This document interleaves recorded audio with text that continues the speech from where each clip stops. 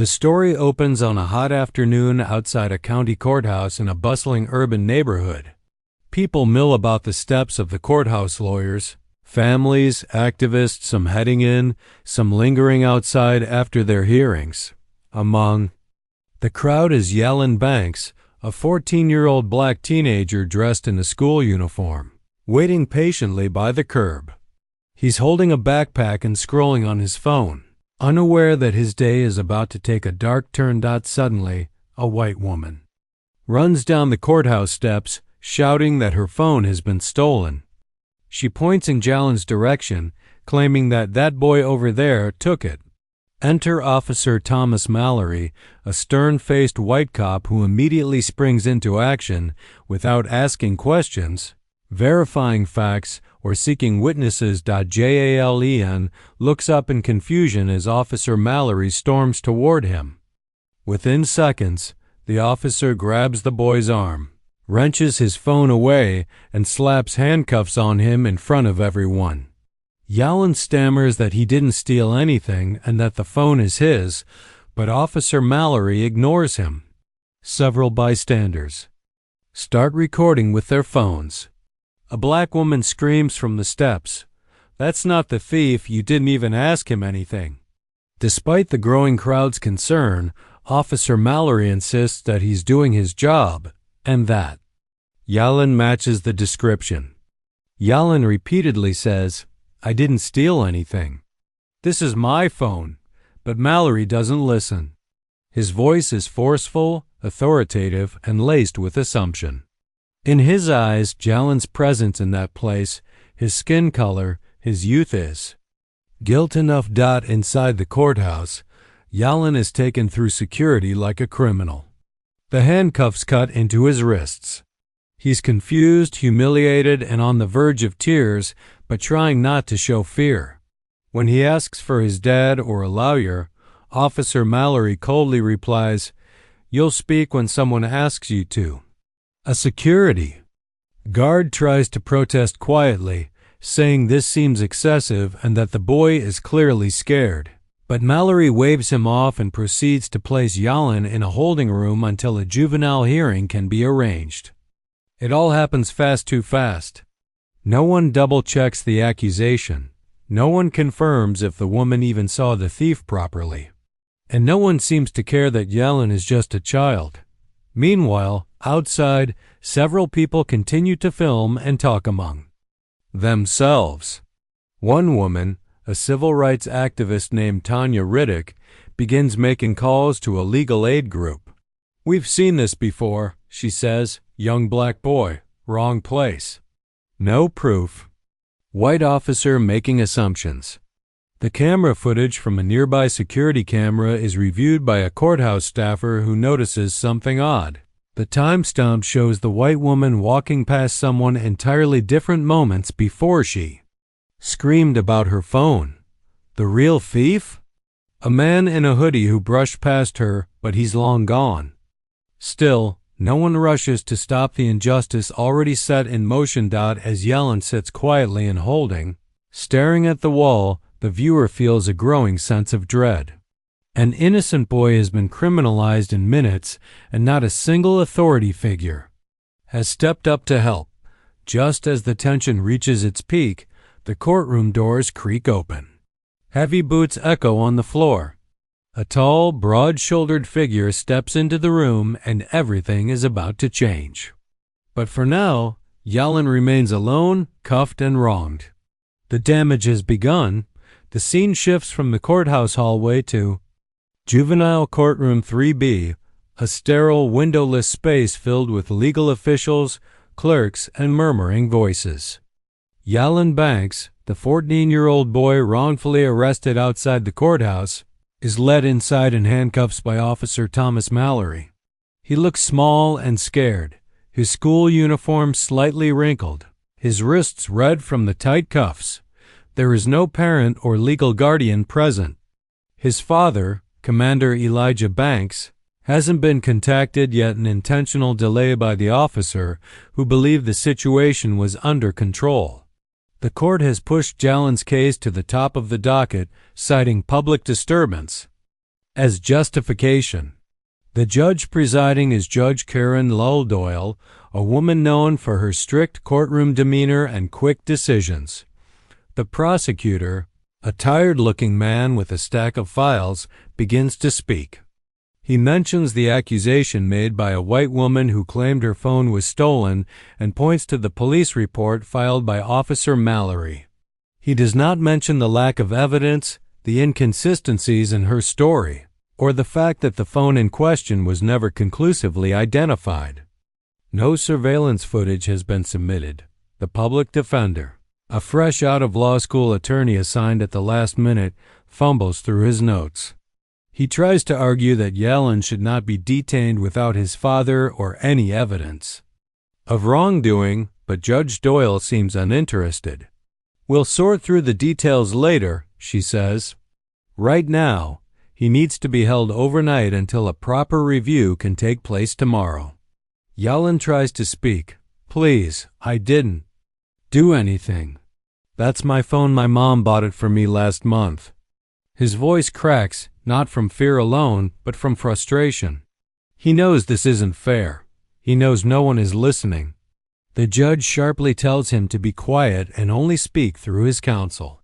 Officer Mallory smirks slightly in the background, believing the case is already closed. The courtroom clerk notes that no parent has been reached. Mallory lies and claims, "We tried his father, but he didn't answer." In truth, Elijah Banks is just landing at the airport after a top-secret overseas Navy SEAL mission and had no knowledge of his son's arrest. The failure to contact him is a gross violation of procedure, but in the moment, no one challenges it. Several observers in the courtroom, court reporters, interns, and even the bailiff exchange uneasy glances. The entire situation feels rushed and unjust, but the machine of the court keeps moving. Judge Doyle bangs the gavel. Yellen Banks will be remanded to juvenile detention pending a formal review. As the officer begins to pull Yellen away, the double doors of the courtroom slowly swing open. Everyone turns. A tall, sharply dressed black man in full Navy SEAL dress uniform enters. His eyes immediately lock onto his son. The room falls completely. Silent. This is Commander Elijah Banks, and he has arrived. Though his presence commands immediate attention, he says nothing yet. His jaw tightens. His eyes scan the room, taking in the judge, the officer, the prosecutors, everyone involved.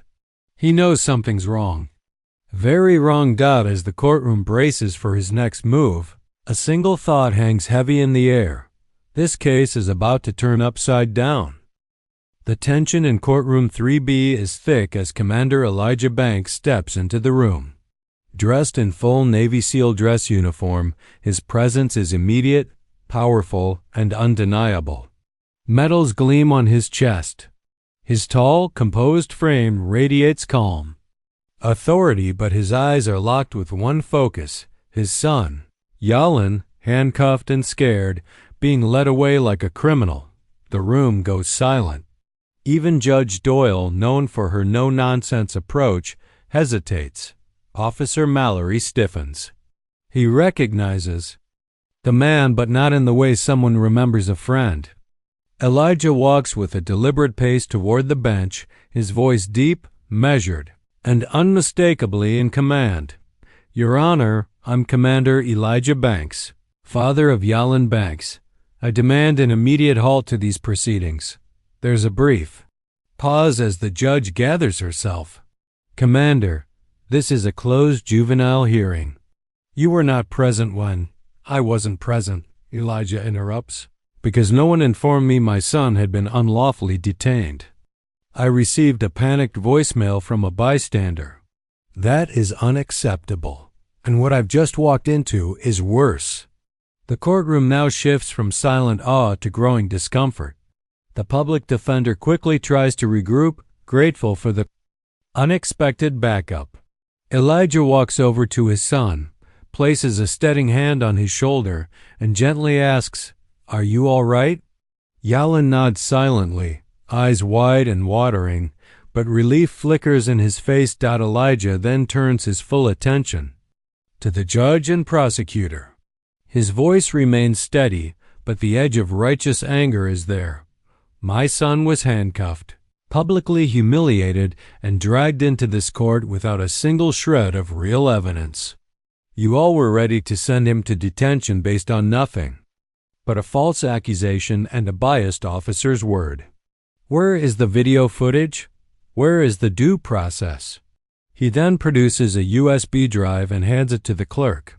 Security camera footage from outside the courthouse, taken 15 minutes before the arrest.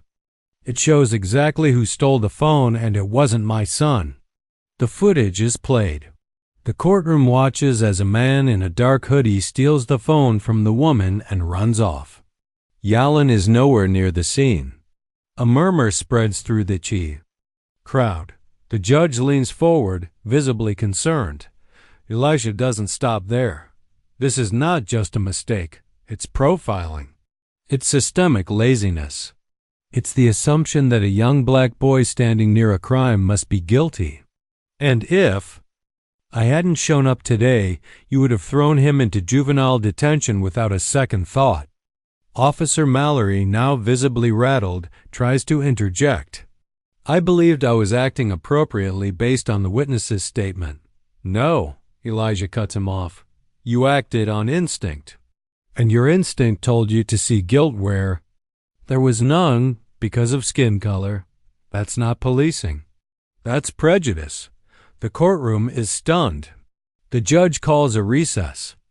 Officers escort Yalin out, not to juvenile lockup, but back to his father's care. As Elijah walks out of the courtroom with Yalin beside him, he turns back to the judge and prosecutor and says, "This doesn't end here.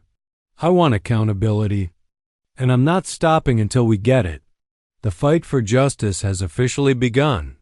Following the explosive moment in court, the atmosphere has changed completely. Commander Elijah Banks has taken full control, not by aggression, but through calm authority, undeniable facts, and a force of presence few can challenge.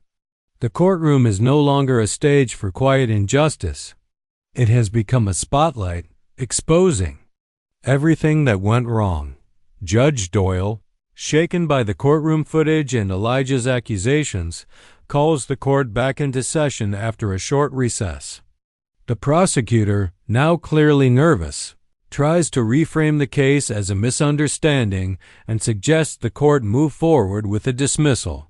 But Elijah refuses to let it end so neatly. He stands, gently places his hand on the table in front of him, and addresses the entire courtroom, not just the judge, but the media reporters now watching, the silent staff, and most importantly, the police department representatives in the back row. You all want to sweep this under the rug, he says. Dismiss the charges and act like it was a harmless error. But what happened here today could have cost my son his freedom, or worse, his life. He walks slowly toward the prosecution table, pointing calmly at Officer Mallory. That man didn't ask a single question. He didn't verify the story. He saw a black child standing alone and made a decision. He must be guilty. Mallory tries to speak. I was following protocol. You were following your bias, Elijah fires back. And it's not just you. It's the system that allows someone like you to act with impunity, to parade a child in handcuffs based on hearsay and face no consequences. The courtroom is dead silent. Jlen watches his father, his back straight, his voice steady, his eyes sharp.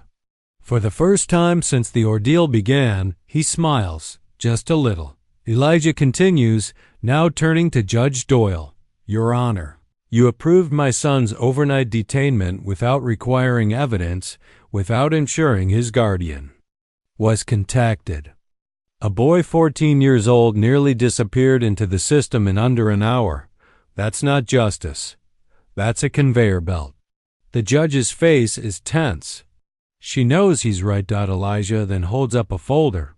Inside, printouts of Officer Mallory's Prior complaints: 5 misconduct allegations, 3 of them related to excessive force or questionable arrests of young black males.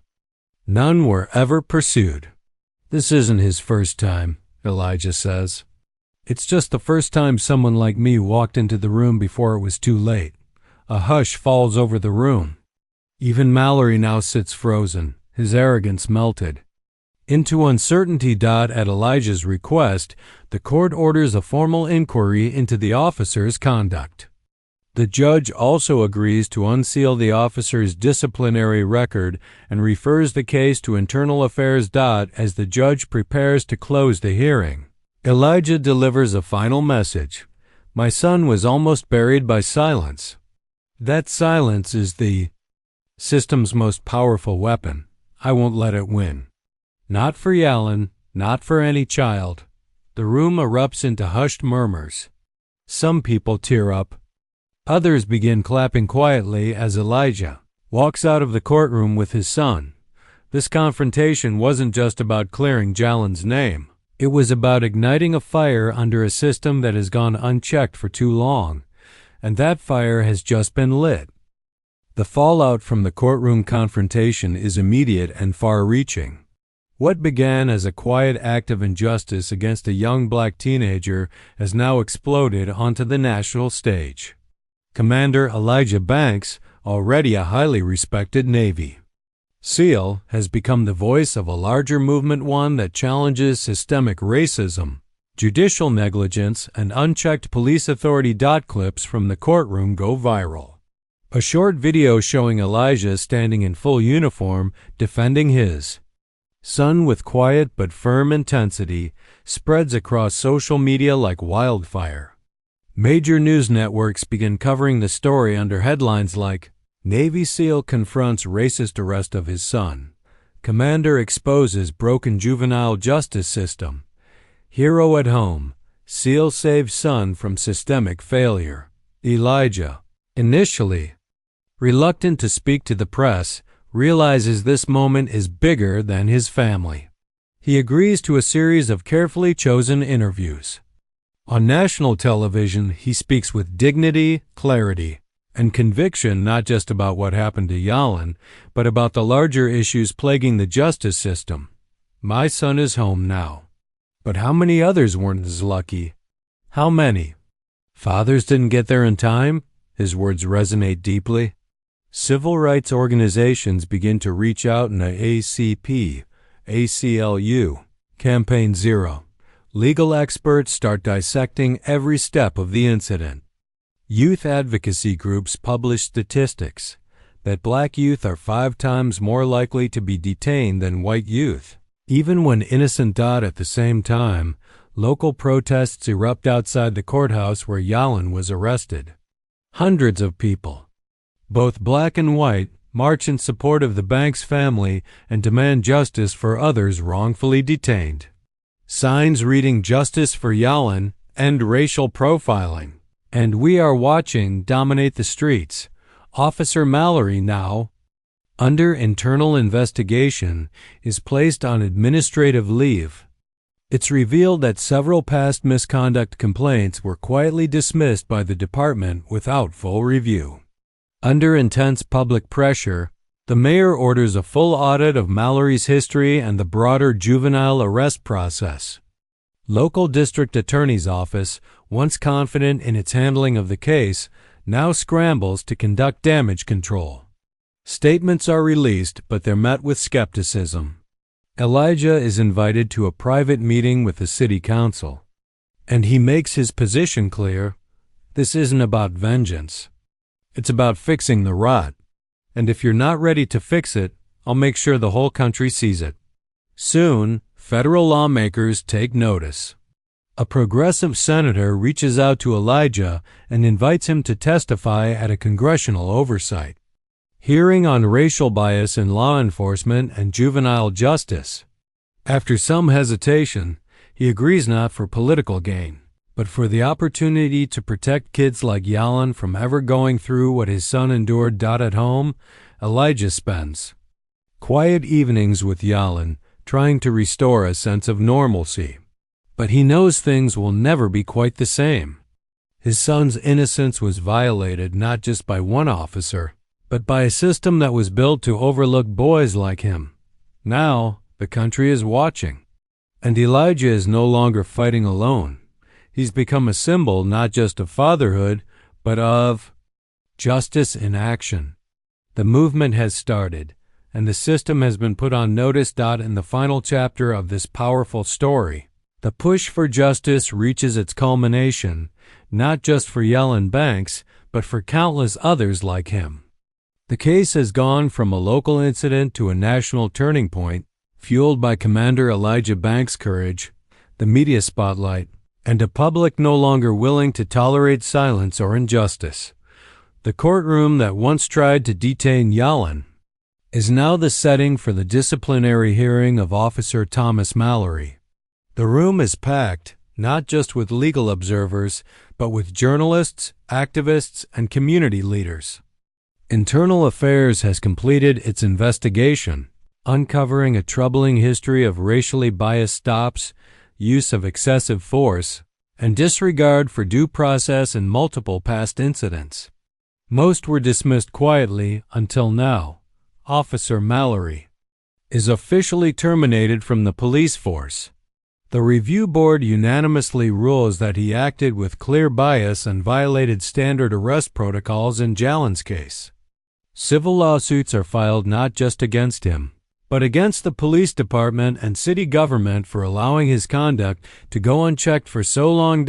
In a final blow to the local system, the juvenile court judge who presided over Yellen's initial hearing, Judge Doyle, is brought under ethical review. The Oversight Committee cites her hasty approval of detention without proper evidence and her failure to ensure parental notification. She is suspended pending further inquiry. Meanwhile, Elijah delivers a powerful testimony before Congress.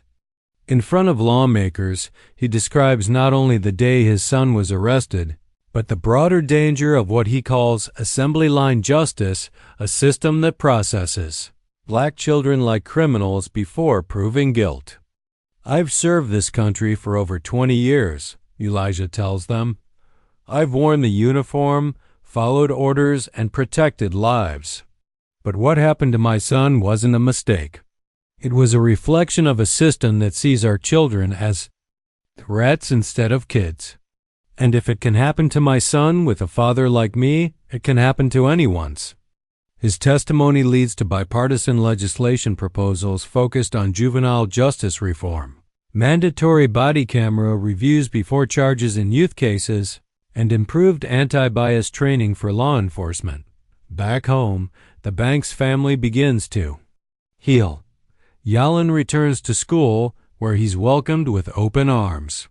His classmates, once confused and shaken by the incident, now understand the gravity of what occurred. He's no longer just a victim. He's a survivor and a symbol of hope. A FAO National Scholarship Fund is created in Yellen's name to support wrongfully accused youth and help fund legal defense for minors without representation. Elijah works with civil rights groups to build a national campaign, Stand With Our Sons. In the final scene, Yellen and Elijah walk hand in hand out of a town hall where Elijah has just given a speech. Reporters ask questions, but this time the tone is different. Respectful. Hopeful. Jalen looks up at his father and says, "Do you think people will listen now?" Elijah smiles softly and replies, "They're already listening. And we're just getting started." The story ends not with vengeance, but with victory, not only in the courtroom, but in the hearts of a nation moved to action. The message is clear. Justice isn't given. It's demanded and defended together.